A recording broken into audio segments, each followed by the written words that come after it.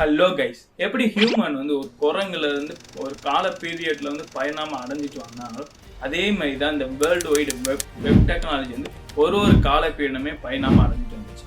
இந்த world wide web அப்படின்னா என்னன்னு பார்த்தீங்கன்னா, ஒரு ஷார்ட்டாக சொல்லணும்னா ஒரு ஹியூமன் இல்லை ஒரு பர்சன் வந்து தன்னோட லோக்கல் கம்ப்யூட்டர் இல்லாட்டி ஏதாவது ஒரு டிவைஸில் இன்டர்நெட் மூலியமா ஒரு வெப் பேஜ் இல்லாட்டி ஒரு வெப்சைட்டை வந்து ஆக்சஸ் பண்ண முடியும்னா அதுதான் world wide web. 1990s start ஆன இந்த வேர்ல்டு வைடு வெப் ஒரு ஸ்டாட்டிக் வெப் பேஜாக தான் ஸ்டார்ட் ஆச்சு. இப்போ வந்து ஒரு இன்டெலிஜென்ட் அண்ட் இம்ப்ரெசிவ் எக்ஸ்பீரியன்ஸ் கொடுக்குற அளவுக்கு வந்து வெப்சைட் வந்து டெவலப் ஆயிடுச்சு.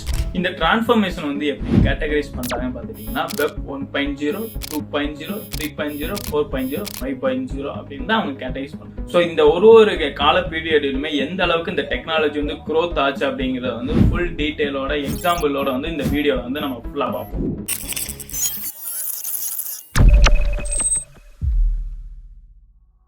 ஃபர்ஸ்ட் ஸ்டேஜா வேர்ல்டு வைடு வெப் எவால்யூஷன் பார்த்தீங்கன்னா வெப் 1.0.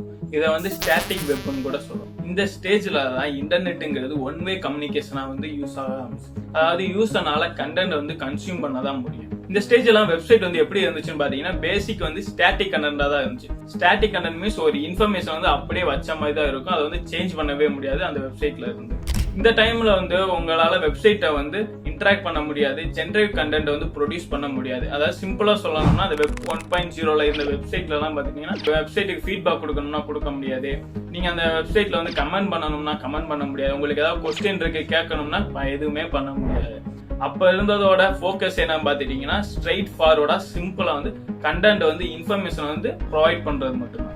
ஸோ இந்த ஸ்டேஜ்லாம் பார்த்துட்டிங்கன்னா எல்லா கம்பெனிஸுமே ஸ்டாட்டிக் வெப்சைட்ஸ்லாம் கிரியேட் பண்ணி அவங்க கம்பெனி பற்றின இன்ஃபர்மேஷன்லாம் கஸ்டமருக்கு வந்து ப்ரொவைட் பண்ணிக்கிட்டு இருந்தாங்க. இந்த வெப் 1.0 வந்து எத்தனை வருஷத்துக்கு இருந்திருக்குன்னு பார்த்துட்டிங்கன்னா, 1989ல் ஸ்டார்ட் பண்ணி 2005 வரைக்குமே இந்த வெப் 1.0ங்கிறது வந்து இருந்திருக்கு. டிம் பெர்னர்ஸ்-லீ இவர் யாருன்னு பார்த்தீங்கன்னா வேர்ல்டு வைடு வெப்போட ஃபாதர். இவர் தான் வந்து இந்த வேர்ல்டு வைடு வெப்புங்கிறதே கண்டுபிடிச்சாரு. இவர் என்ன சொல்றாருன்னா, வெப் 1.0ங்கிறது வந்து ரீட் ஒன்லி பர்பஸ்க்காக தான் அப்படிங்கிறத வந்து சொல்றாரு.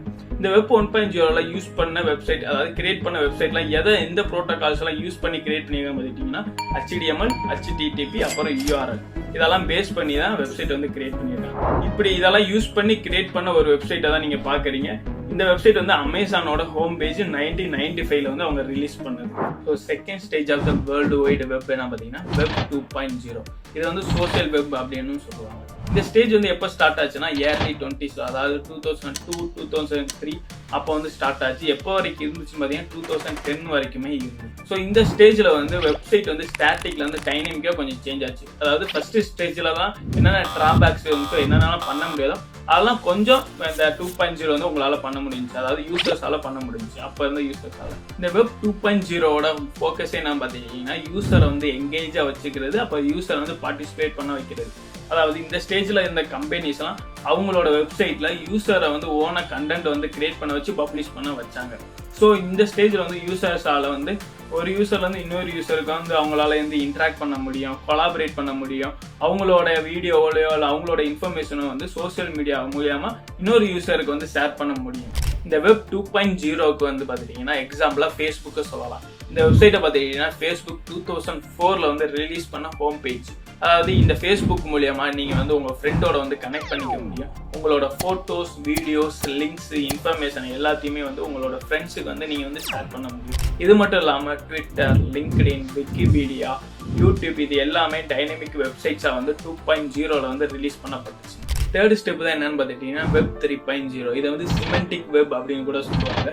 இது இந்த பீரியட் வந்து எப்போ இருந்துச்சுன்னா 2010 to 2020 வரைக்கும் இருந்தது. ஸோ இந்த ஸ்டேஜில் தான் ஆர்டிஃபிஷியல் இன்டெலிஜென்ஸுங்கிறதே உள்ள வருது. ஸோ இந்த ஆர்டிஃபிஷியல் இன்டெலிஜென்ஸ் மூலியம் அந்த மாதிரி இந்த வெப்சைட் எல்லாம் பார்த்தீங்கன்னா ஒரு இன்டெலிஜென்ஸாகவே கிரியேட் பண்ணி வச்சிருந்தாங்க.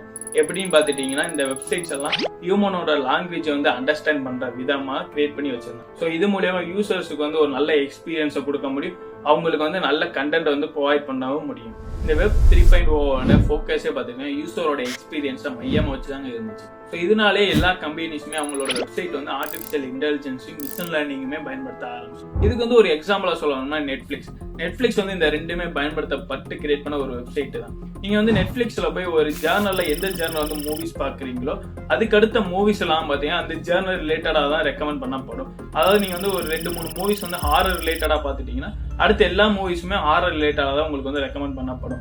இது எல்லாமே artificial intelligence and machine learning மூலியமா தான் அவங்க வந்து பண்றாங்க.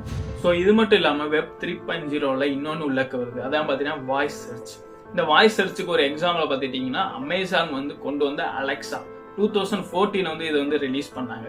இந்த அலெக்சா வந்து ஹியூமனோட லாங்குவேஜ் வந்து ஈஸியாவே அண்டர்ஸ்டாண்ட் பண்ணி ஒரு நேச்சுரல் வேல வந்து அவங்களுக்கு வந்து தேவையான ஆன்சர்ஸ் வந்து ப்ரொவைட் பண்ணுது. ஸோ இது மூலயமா யூசருக்கு வந்து இன்னுமே நல்லாவே எக்ஸ்பீரியன்ஸ் வந்து கெயின் ஆகும். ஸோ வெப் 1.0 வந்து என்ன பார்த்துட்டீங்கன்னா ரீட் ஒன்லி பேஜஸ், அதாவது ஸ்டாட்டிக் பேஜஸ். இதே வெப் 2.0 என்னன்னு பார்த்துட்டீங்கன்னா டைனமிக் பேஜஸ். ஸ்டாட்டிக் பேஜஸ்ல என்னென்னலாம் பண்ண முடியாது அதெல்லாம் டைனமிக் பேஜஸ்ல பண்ண முடிஞ்சு யூசர்னால அவங்களோட ஓன் கண்டென்ட் வந்து ஜென்ரேட் பண்ண முடியும். இதே வெப் 3.0 பார்த்தீங்கன்னா அப்படி இன்னும் கொஞ்சம் அட்வான்ஸாக போய் ஆர்டிஃபிஷியல் இன்டெலிஜென்ஸ் எல்லாம் யூஸ் பண்ணி யூசருக்கு வந்து ஒரு நல்ல எக்ஸ்பீரியன்ஸ் வந்து கொடுக்குற அளவுக்கு வந்து வெப் டெக்னாலஜிஸ் வந்து டெவலப் ஆயிடுச்சு. ஸோ இந்த வீடியோவில் வந்து வெப் 1.0, 2.0, 3.0 என்னன்னு எந்த அளவுக்கு வந்து இந்த வெப் டெக்னாலஜி க்ரோத் ஆகி இருக்கு அப்படின்னு ஒரு எக்ஸாம்பிளோட பார்த்தோம். இந்த வீடியோ உங்களுக்கு நல்லாவே பிடிச்சிருக்கும், இன்ட்ரெஸ்டிங்காக இருந்திருக்கும்னு நான் நினைக்கிறேன். வெப் 4.0, 5.0 நம்ம வந்து நெக்ஸ்ட் வீடியோவில் பார்ப்போம். ஸோ அதையும் தெரிஞ்சுக்கணும் மறக்காம நம்ம சேனல் வந்து நீங்கள் சப்ஸ்கிரைப் பண்ண மறந்துடாதீங்க. லைக் பண்ணுங்க, ஷேர் பண்ணுங்க, கமெண்ட் பண்ணுங்க.